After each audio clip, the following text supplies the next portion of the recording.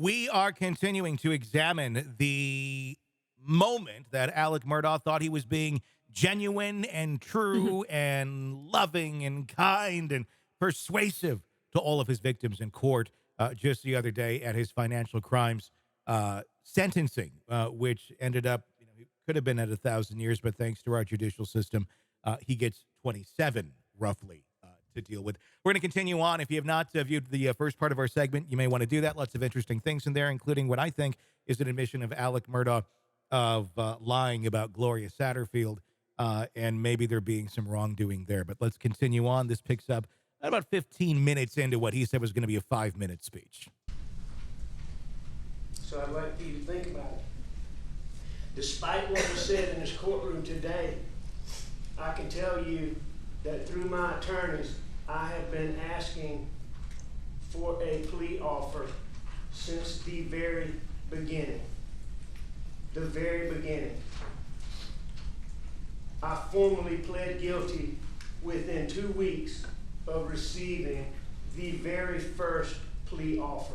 Let's give him a cookie for that. He seems to want some sort of reward. However many days ago. But I formally pled guilty within 2 weeks of receiving the very first plea offer. I love that guy's look. And you heard a lot of talk about the sentence. And I will tell you that the sentence that I'm agreeing to is harsher than I wanted. It's certainly harsher than I had hoped for. He waits for the audience response. It's like, right? Like, what are you like? Oh, poor. He's like looking around the room, like, anybody got any sort of reaction of sympathy to me? Everybody's like, you should have gotten 1,000 years, not 27 years, you fucking asshole.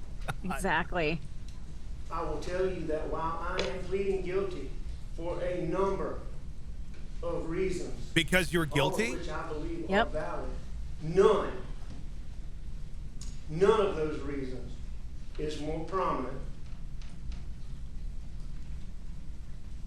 than my hopes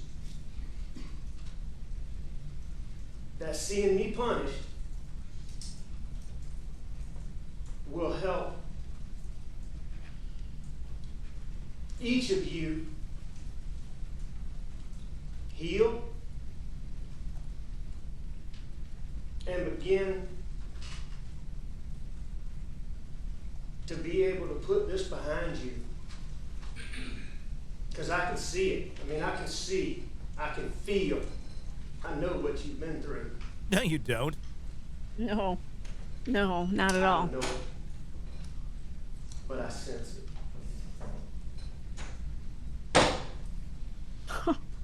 And I am so sorry.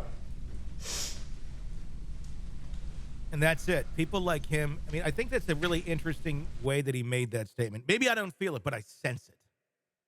That's how a lot of narcissists work. That's why they're narcissists. They don't have the ability. They're incapable of feeling those things. So they have to kind of try and learn to pick up on cues and sense things almost, and then try to act appropriately.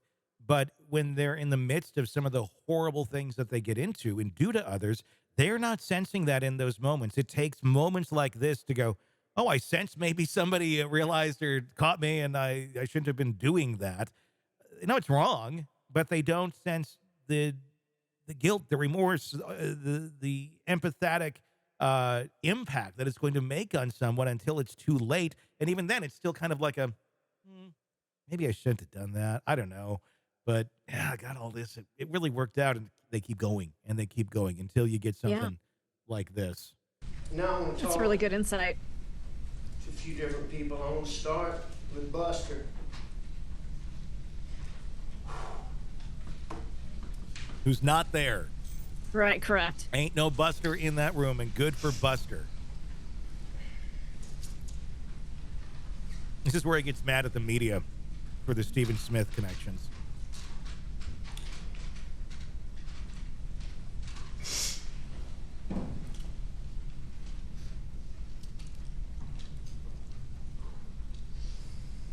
Deep breath. Shaking his head.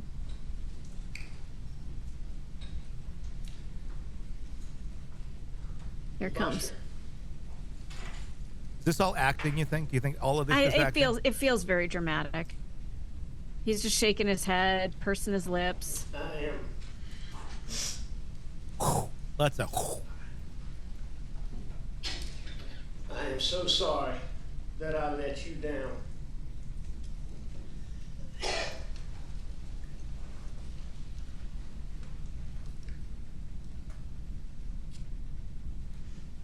I am so sorry that I have not been able to be with you.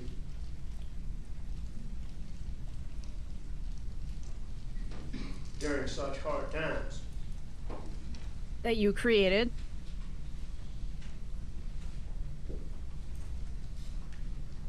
I am so sorry that I did so many things that are so contradictory to every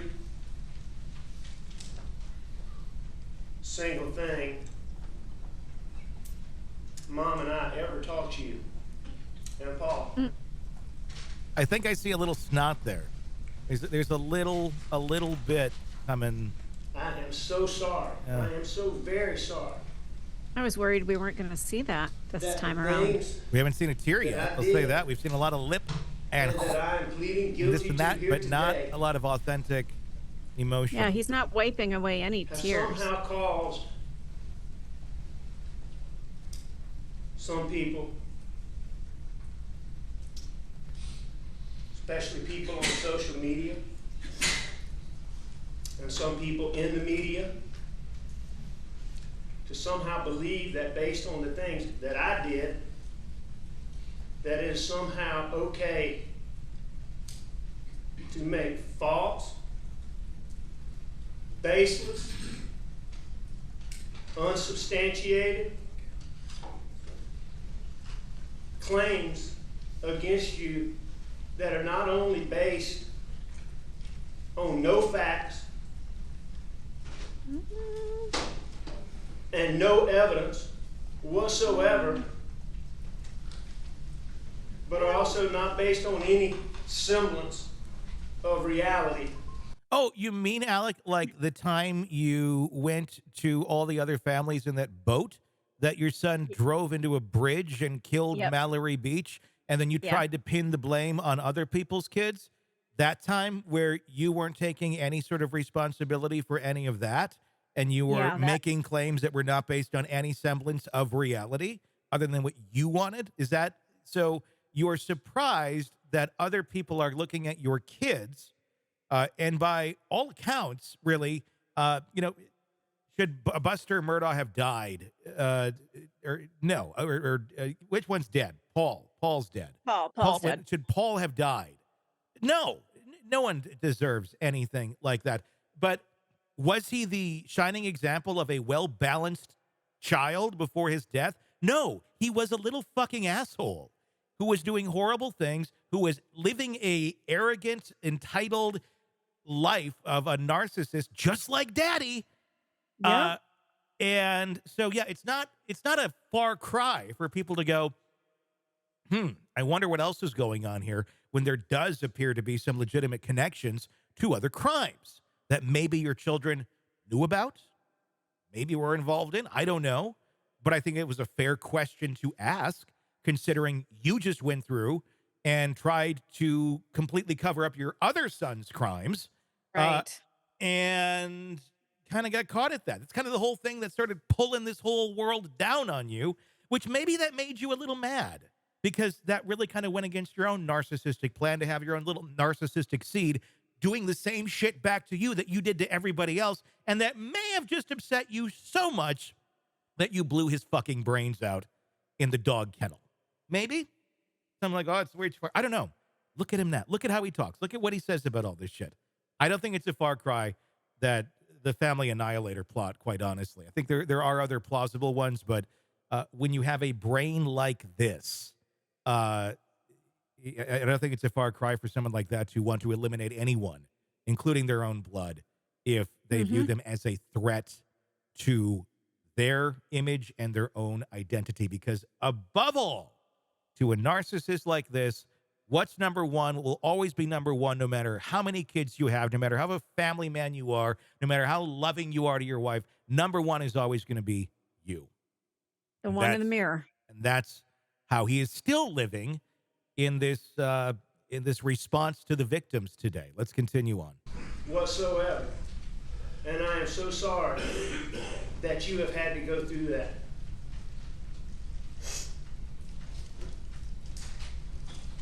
I know, Buster, that you know that I have always been proud of you. He's just kind of staring off into the ether. I like wonder like what he's not like really addressing anyone because he's not there. Be better if they had like a mannequin with some red hair on it, and it's like I was gonna say a cardboard cutout. A label that says that you Buster. have handled all of the adversity.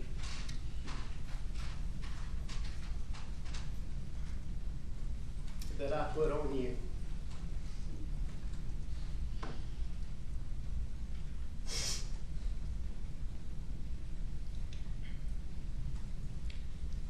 Yeah, JJ's not having it. Your whole family is proud of you. Even the dead members. Mom is proud of you. And Papa. This almost kind of starts to remind me of Lori Vallow a little bit, where it's like they have new jobs at the new Kmart in heaven, and they're doing great. They're selling sub sandwiches. In letters, emails, and messages that people give to my attorneys, how impressed people are with the way that you have carried yourself through all of this. He needs to write a fucking tell-all book about how horrible his family is and cash the fuck in after the shit he's gone through. Right? That rational, reasonable thinking people never make as much noise as haters do. Haters. Oh. Is that what we call anybody who opposes the Murdaughs at this point or questions them? Haters? Questions them, yeah. Like to continue. Is that us? It's anybody. Tune them out. Oh, okay. Oh, tune them out. Okay. And continue to be the bigger person as you have this whole time.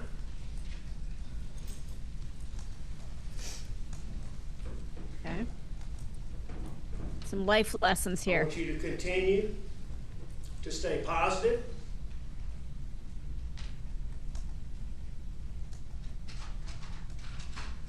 I'm sure it means a lot to him. Stay the course. Alex, stay the course.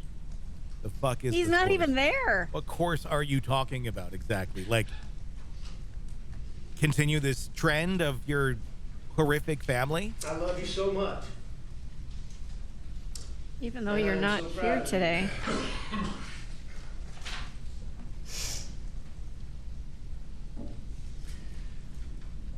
Next, I'd like to address the pets, speak to all my the pets mom, that I've offended. My brothers. Oh. My sister. My nieces and my nephews, who I love dearly. My aunts, uncles, cousins, the rest of my family. I am so sorry that I let each of you down. Yeah, you did. I'm so sorry that I humiliated each of you. You still are, right this very second, without even knowing it. That's how. I'm so sorry. That's how. That I destroyed. Out there you are. Our family's reputation. Yep.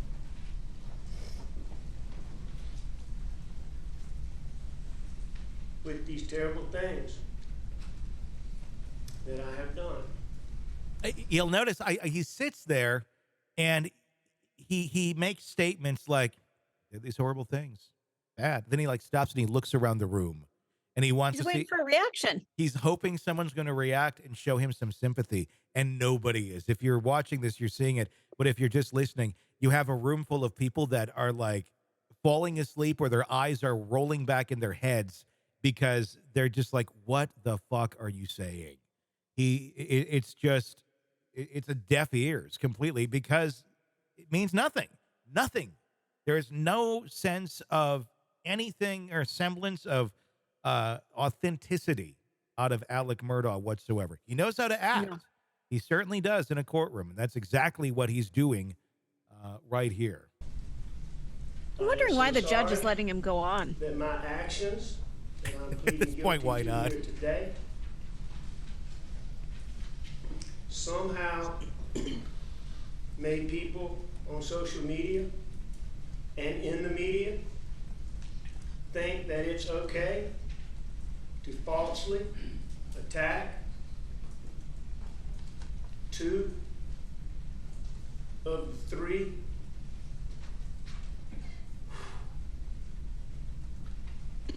best men Oh, you mean your co-conspirator? that I've ever known. Or are we talking about your grandparents here? Which one are we talking about? Dad and your That's my grandpa? father and my Okay. Can't grandfather. track it. Talking about dad and grandpa, which also had their own amount of questionable behavior.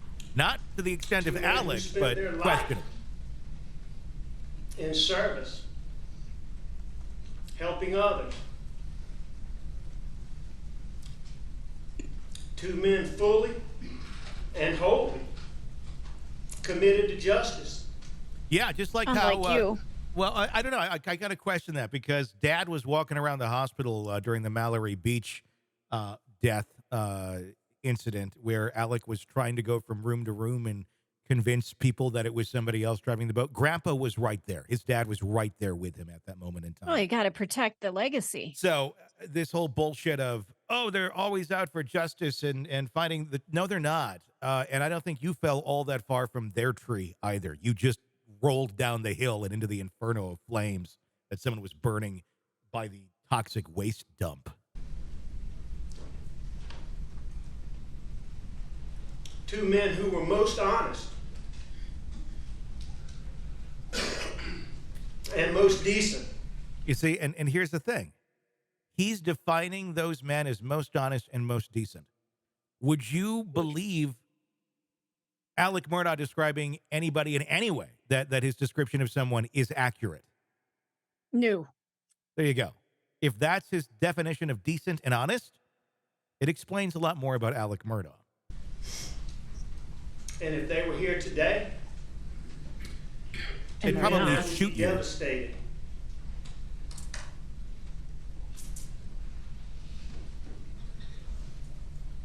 by what I have done. Yeah. He's right about that. This is where suddenly we have Maury Povich walks into the courtroom. He's like, Alex, guess what? You don't know, we have a special guest for you here today. We brought your father and grandfather back from the dead, and they are here to tell you what they think. Bring them in. And then they come in, and they look like zombies. And then they actually happen to have the two weapons that have been missing from the crime scene, and they take Alex out right there in the courtroom. Oh, no, that would be something to see. That's how it ends, kids. You don't have to see the rest. That's exactly how this whole thing ends. But no, it does not. The rambling does continue. More bizarre admissions do continue. And we're going to play all of them for you as we continue to work through them on our next episodes of Murder in the Morning. Coming up on Friday, we will have the other half of this for you to view and to listen to. And, of course, on our YouTube channel, you can view it anytime you want. So we're going to wrap up on that note for today. And like I said, there's far more to come. Press subscribe wherever you download podcasts so you don't miss any of it here from the Hidden Killers podcast and True Crime Today. Hey, it's Tony Bruschi. If you want more of our interview with our guests, be sure to check out our podcast, Hidden Killers with Tony Bruschi. Just search that wherever you download podcasts and press subscribe. Also, you can check out our YouTube channel for the full video version of the interviews as well, under the same name, Hidden Killers with Tony Bruschi. Check it out, subscribe, binge, and enjoy. Thanks for watching.